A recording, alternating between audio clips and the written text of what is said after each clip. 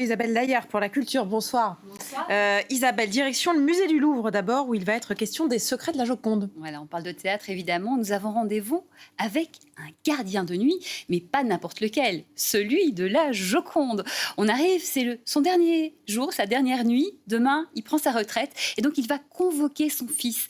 Et pour être sûr que son fils l'écoute, eh bien, il va l'enfermer avec lui dans le musée parce qu'il a envie de lui parler, de lui révéler sa passion pour Mona Lisa, allant jusqu'à faire revivre sous les yeux ébahis de son rejeton et sur scène les personnages illustres de cette histoire.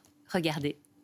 Imagine la France il y a 500 ans. François Ier. Léonard de Vinci. Pour la première fois, un souverain allait s'agenouiller devant un peintre. Allons, Majesté, relevez-vous. Que voulez-vous, Majesté? Vous demandez la permission de revoir cet étrange tableau. Non, c'est impossible. Ôtez ce drap. Majesté, s'il vous plaît. Dieu, mais quelle merveille. Ce regard, ces couleurs. Mais quelle diablerie est cela? On dirait qu'elle me regarde. Yes. Lisa Gherardini. Et C'est l'épouse d'un marchand, un certain Francesco. mais quelle beauté. Où habite-t-elle? À Joconde, un petit hameau près de Florence, le marchand est là-bas.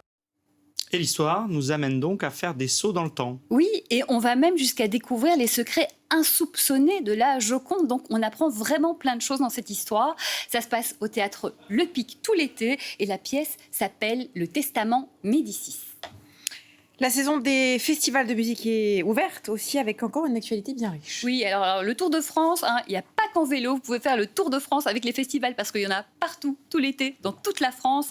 Musilac, les Francopholies, les Vieilles Charrues, Rock en scène. Et rien que sur ce week-end, eh bien, il y en a plein. Je vous ai fait un petit florilège de 4. Mais pour ça, qui dit festival, dit évidemment Surprise. le Oui. petit accessoire qui va avec. Vous Jamais mettez sans ça, vous, en festival. Vous mettez oui, ça. en festival, Ouais, il se c'est passe quoi, plein de choses. on va Alors, peut-être s'abstenir pour le coup. Ce Pas week-end, obligé. par exemple, petite sélection, on aura les Européennes à Belfort avec Indochine, Orelsan, Chaka Ponk, Garo Rock à Marmande avec David Guetta, Louise Attaque, AD, Europavox à Clermont-Ferrand avec M, Pomme, Pierre Demar et le Main Square à Arras avec Maroon 5, Aya Nakamura, Isia et tellement d'autres. D'ailleurs, pour vous y retrouver, je vous signale la sortie donc dans les Inrocks du mois de juin de ce supplément. C'est le guide complet des festivals de l'été. Il y en a partout dans toute la France et donc certainement près de chez vous. Alors moi, si j'étais vous, j'aurais cité les Nuits de Fourvière, parce que je crois qu'on va recevoir un Lyonnais tout à l'heure. Oui, à 23h45, on soit lyonnais. Et on reçoit, ce soir, on a la chance d'avoir Eric Emmanuel Schmitt qui sera avec nous pour nous parler de toutes ces actus. Il en a plein, pièces, correspondances à Grignan, un festival et un livre, évidemment, Eric Emmanuel Schmitt. C'est pas mal pour pas se perdre un festival. Voilà, Je au pense cas que où je on vais est vous- perdu. Je vais vous le prêter, comme ça on se retrouvera. Oui, voilà, on va faire ça. Mais oui. Je vous la prête pour la suite. Merci beaucoup. Isabelle, vous restez avec nous.